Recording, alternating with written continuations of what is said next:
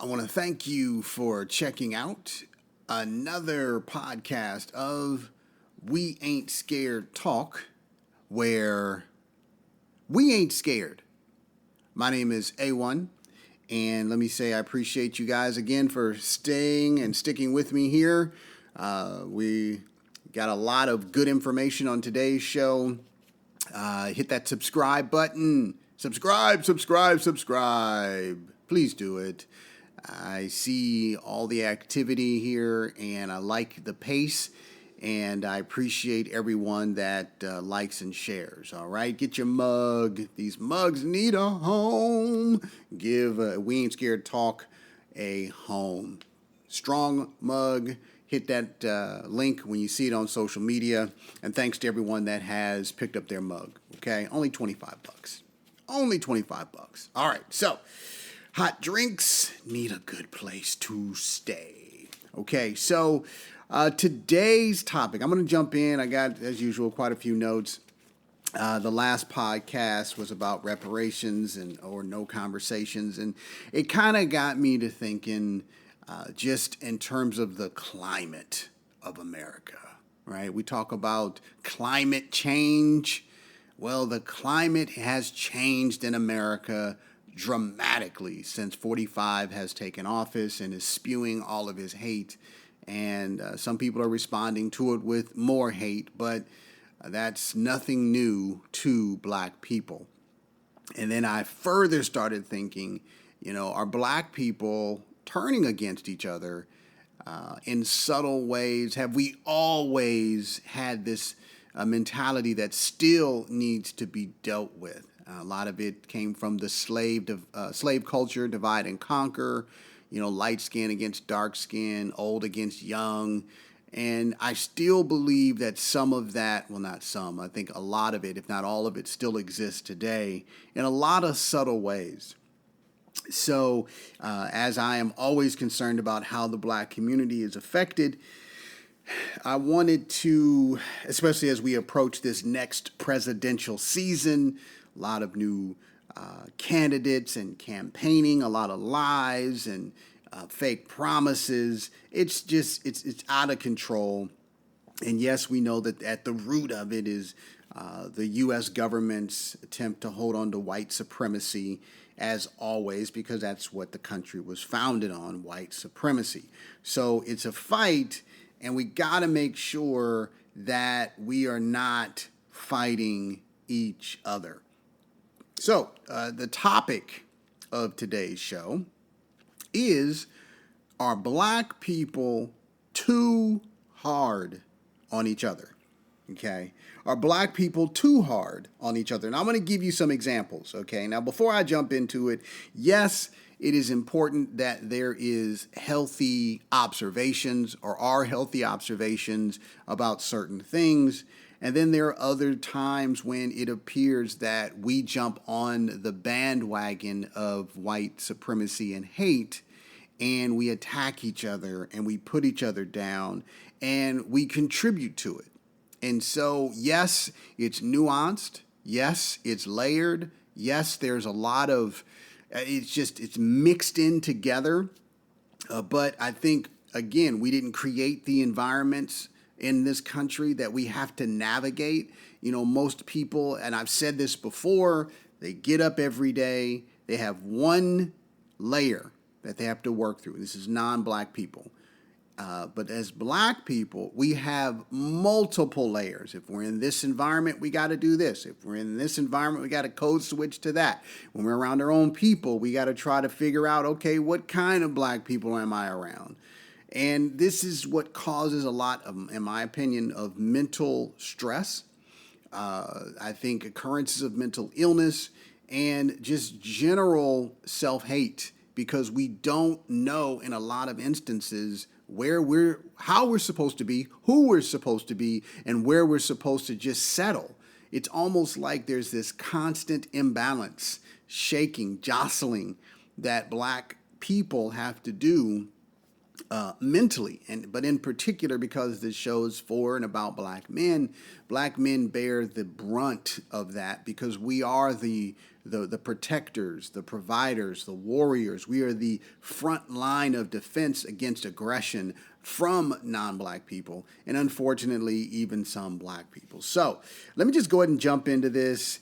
And again, I took some notes, and this is, I think, what precipitated this. I always like to tell you where this idea germinated from.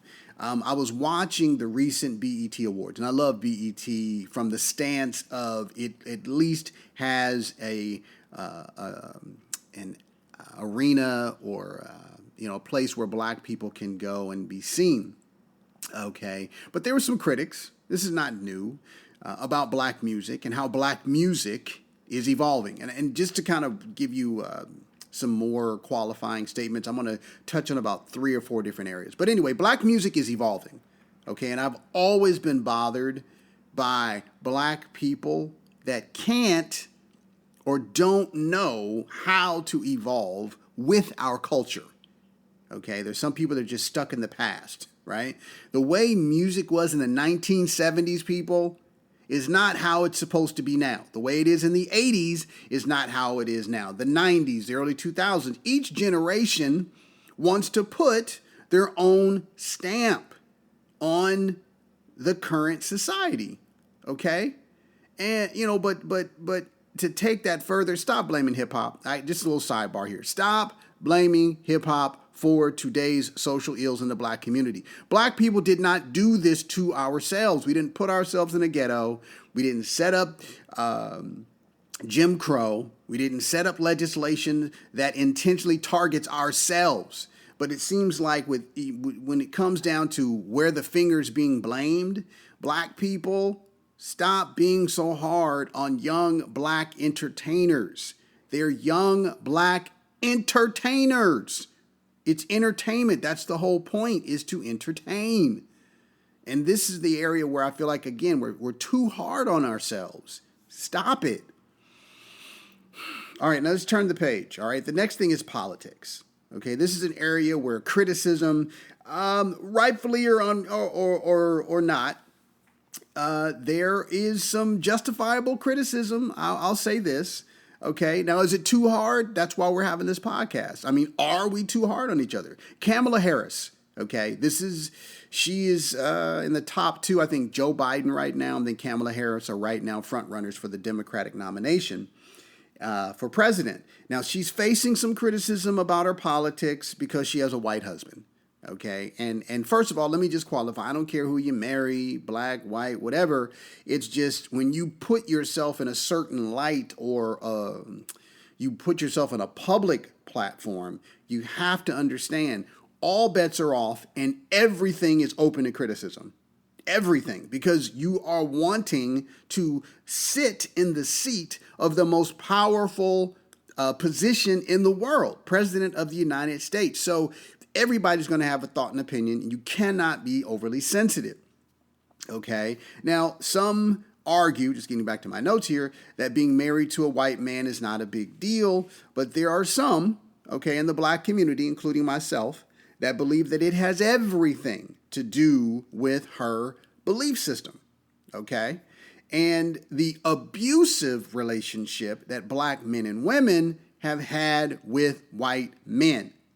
So in that instance, I believe the questions about her allegiance is relevant and it has to be dealt with.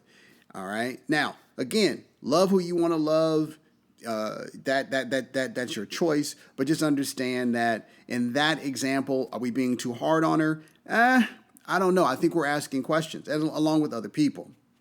Okay. Now, here's another area where I believe black people are too hard on each other, okay, when it comes to our dress code, okay, our fashion sense, our street style. And but a few months ago, and this was in Houston, there was a principal that tried to implement a parental dress code, which was stupid. The fact that these parents got up every morning to make sure that their kids got dressed and got to school to get an education. Forget that, right? Nobody wants to focus on that.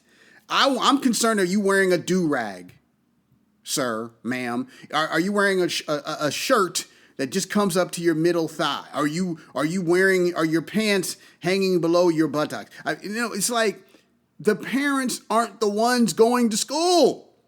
The kids are, and it's your job as school administrator to take the children and to educate them. It's the parent's job to get up in whatever condition or environment that they're in, and thank God they have the presence of mind to know the education is that's the best way for this next generation to get ahead or to compete.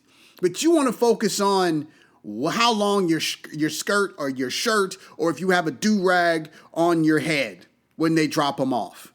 It is idiotic. And this is black people, because it's a black female principal, doing it and enforcing it on black people. And I've said this in the past, that, again, the way we dress should have no bearing on how we interact or respect each other, because black people do it to each other all the time. Successful black people, why is he wearing his pants like that? Or why those braids like that? Just assimilate, because that's really what it comes down to. Successful black people who have navigated the white landscape of corporate America or business, and they have put on the costume of coming across white in their speech, in their diction, in their dress, and their appearance. They project their ability to do so on other black people. And that's a problem. Okay, just because you wear a suit and a tie, and I may wear baggy jeans and a t-shirt, should not make you look down on me. Okay? And another sidebar here. I saw a meme that said, when black people, I think Dave Chappelle was in the background, I don't know if he actually said it, but anyway, that when black people were enslaved, and our pants were on our waist, and we spoke to white folks with forced respect, yes, no, yes, sir, no, ma'am, yes, ma'am, we still were getting lynched and beaten, okay? And that didn't help us. Now, I'm not suggesting that we go back, but what I'm saying is no matter which way we go, we have a problem. There's a problem with how black people perceive us and the world. And again, black people, stop being so hard on those who may not be where you are. You didn't always have your PhD, black person. You didn't always have your $1 million home, black person. You didn't always drive that Mercedes or BMW. You didn't always have that 6 to 7 figure bank account, black person. So don't project, well, if I did it, then you can do it. Look, some people can and some people can't, but that doesn't make them less than you.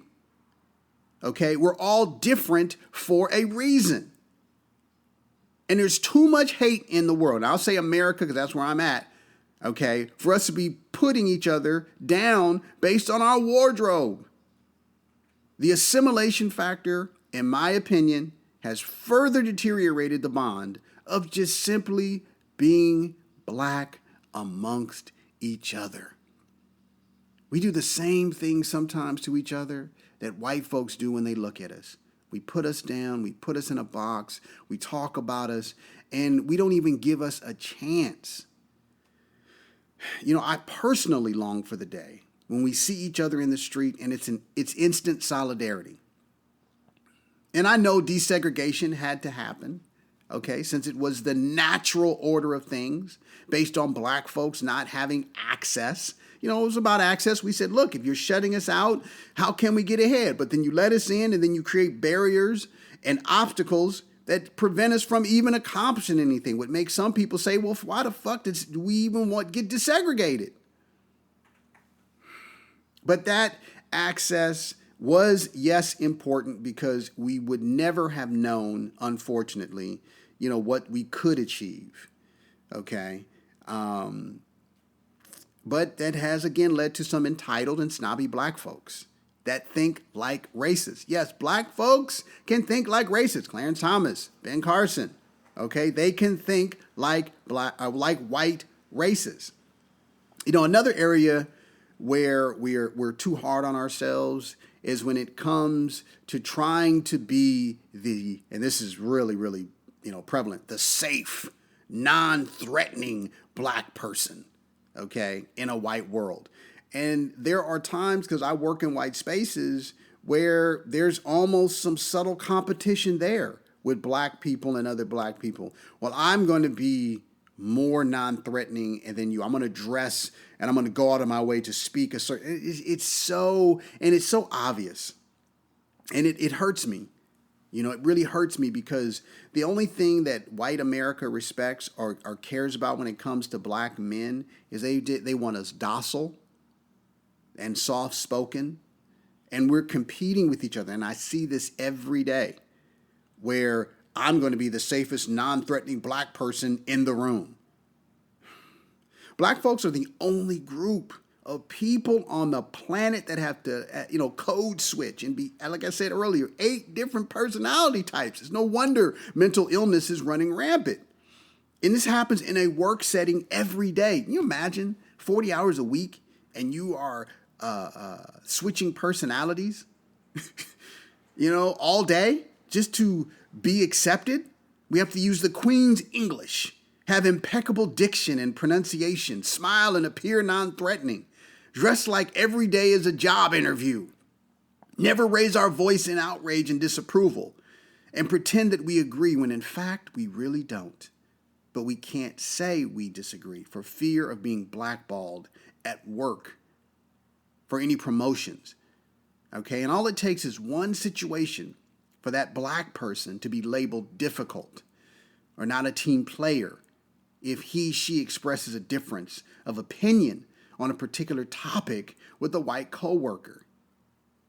Okay, we're too hard on ourselves because we, as other black people witnessing it, we play into it and we blackball that black person too. Well, if the white manager doesn't like them, then I can't like them because the white manager's not going to like me then. They're not going to like me either. This leads to stress and the inability to truly be ourselves. I really do believe that. I don't think black people even know who we are half the time. Really, I don't think we know who we are because we're in a constant state of just trying to keep up with what's the latest identity that we need to take on as soon as a white person changes their mind and direction about where they're going. Assimilation. Anyway, so for me, because I do work, as I said earlier, in predominantly white spaces, every day I have to talk to myself, okay, and give myself permission to just be me, no matter what. I mean, literally, I had to free myself of white approval or affirmation. White folks do not know it at all. Let me fix that. They don't know it all, okay? They're not perfect. And this is why it's important for black people that work with other black people in these white spaces to empower, uplift, and to encourage each other. But because we're trying to get white approval, chances are most of the time we're waiting for each other to slip up and mess up so we can step in and say, okay, I can do it better. Black minds, okay, we are the foundation of every civilization. And it's that knowledge that brings me comfort and confidence, okay, as I interact, at least for me, with other black people. Okay, but also, more importantly, when I'm interacting with non-black people, they have to see a black person with confidence that's not afraid, that's not scared. We ain't scared. Okay, you got to remember, black people, the world comes to us for everything it needs, everything. So why do I feel like non-black people think it's the other way around, like we go to them? No, we don't. You steal everything you've ever had from us. Everything. We also have to stop being so hard on ourselves when it comes to success or having lots of money. Okay? Some of us, and I know this is the side effect of living in America, that causes us to feel like if we don't have a certain amount of wealth or success by a certain age that we're a failure. But some of us, we feel like we have to get $100 million by the age of 25 or we didn't make it. Yes, having a lot of money is great. But understand, we have been systemically and systematically restricted and blocked from reparations. And therefore, the resources that were stolen from our ancestors, they didn't have a chance to be passed down as generational wealth. The greatest lie told by non-black society is that we all start at the same point and that we all have the same opportunities for advancement and upward mobility. This is a material lie and a factual lie, and nothing could be further from the truth. And black people, we've got to remember that, and we've got to keep each other lifted up. Slavery, Jim Crow, redlining, sharecropping, lynching, white supremacy, systemic racism, police brutality, all those things made sure that black people do not have the same advantages. So don't be so hard on yourself to achieve this monumental success that white folks try to give the impression that they achieved in their own lifetime when they didn't. Okay, they great-great-great-great-great-granddaddy, who was a slave master, stole and built and passed it on. Okay, we are technically 245 years behind our non-black or white counterparts, okay, who have lost nothing in terms of their identity or financial foothold in America. They have lost nothing. They started ahead and they made sure that they stay there. Remember that, black people. Cut each other some slack, okay? Now, the other area that we have to stop beating ourselves up in is in the area of how we perceive ourselves. This is important. In a society that pretends to hate our black skin, but does everything to have it, it's easy for some to become confused and want to lighten their skin to a more European standard of beauty or appearance. And I don't even like that European standard of beauty. I'll just say appearance. European, miss me with that. So we both, black men and women, have to avoid allowing the propaganda that lighter is better from infecting our minds. Your skin color, it's the protection for your complexion. And God designed it that way. To me, this is the best example I can give, right? When black people try to lighten their skin. It's like you have this luxury automobile, a V12, okay? One of the most powerful engines on the planet, a V12. And you try to remove that engine and put in a smaller, weaker engine because everybody else thinks it's a better idea so that you can fit in. You were made to go from 0 to 100 in 3 seconds. Okay, but now they're telling you, well, no, 3 seconds is kind of fast. Why don't you do it in about 30 seconds? Because they can't do it. Don't shrink yourself for anybody. Let me say that again. Don't shrink yourself for anybody. Enlarge, get bigger. You can do a V24, a V48, do it. Expand your brilliance and stand tall.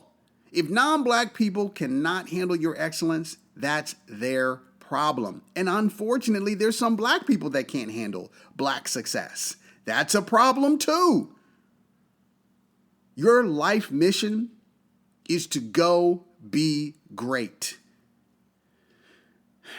The final area that I think black people can stop being so hard on ourselves is in the area of religion. Oh, good. Here we go. Stay with me now. Stay with me. We don't have to follow the strict religious ceremony malarkey just because our great grandmama, Big Mama passed it down. And every generation since has not missed a Sunday. So Big Mama, great grandmama, Big Mama didn't miss a Sunday in 100 years, and we're not going to start now. We're so stuck in tradition that, in my opinion, it's an unhealthy mental and emotional place. Okay, and I personally think it's abusive. I really do. I think the Bible has been used to abuse black people, and black people are using that Bible to abuse other black people and take advantage of the tradition that some black people look, you can't tell them nothing about the Bible or Jesus, which is not real. They will fight you, and that is sad. And Christians can't even make up their mind over what Jesus is Jesus, if that's what they believe. Is it a black Jesus? Is it a white Jesus? Evangelicals saying that Democrats have a fake God? I mean, come on, man. Come on, man. Do your research, okay? Do your research. Christianity, religion was beat into us by our oppressors. It was. The Bible was beaten into us, which is why I don't subscribe to it. The older you get, the more you should know. Facts. When you're a child, unfortunately, you can't control what your parents do or where they take you. But when you get older, look, this is the information age. And I wrote this a little side note here. I personally believe that we're in the age of information that is tearing down the walls of mental and religious bondage. It's bondage. All the beliefs and practices that were forced on us, okay, they're being torn down, and they need to be. But you can rebuild them with truth. Black folks, again, they're more loyal to an institution of abuse and brutality than to blood family. Walk into a black church and say there ain't no Jesus. All hell will break loose. Okay? Study African spirituality. Kemet, ancient Kemet. The Nile Valley. Let me move on. I'm grateful to be living as a black man that can walk away from the lies that have stolen our minds, freedom of expressions, and identity. Black pastors, I'm telling you, and I know you're going to like to hear it, but it doesn't matter. You're abusing your black congregation by continuing to tell them lies, especially when you know the truth. It's sad that there are some that are so immersed, again, in this mind control that they cannot see themselves living without it. And then they look at you crazy when you tell them to stop following the fake white savior myth. They'd rather cut off both their arms and legs than live with the thought that they've been lied to as a way of keeping them in bondage and confusion. Some black folks can't believe that a white man that abused and tortured and enslaved them could be abusive and engage in torture of the mind and body. It's sad. But again, I said this before. My job is to plant the seeds, not to stand there and stare at the ground as they grow. I'm just going to plant them and keep moving. Now, as black folks, we've been hit on all sides by hate, oppression, racism, slavery, reparations, and a society that devalues us only because they don't want us to have pride. But my message to you today is keep your head up, black people. Have pride in yourself. You're all kings and queens of the universe. And when you can, study your history. Again, Egypt, ancient Kemet, Nile Valley, where our ancestors left pyramids and stone engravings about our great past and how we changed and revolutionized the world. Don't beat yourself up about the things you cannot control. You just do the best that you can, and the rest will take care of itself. Well, I'm certain you have your own thoughts, and always talk about it. You got to face it to erase it. Black people, stop being so hard on each other. We're on the same team, okay? I want to thank you for checking out another podcast of We Ain't Scared Talk. My name is A1, and you got some good food for thought. Listen again. Tell a friend. We ain't scared.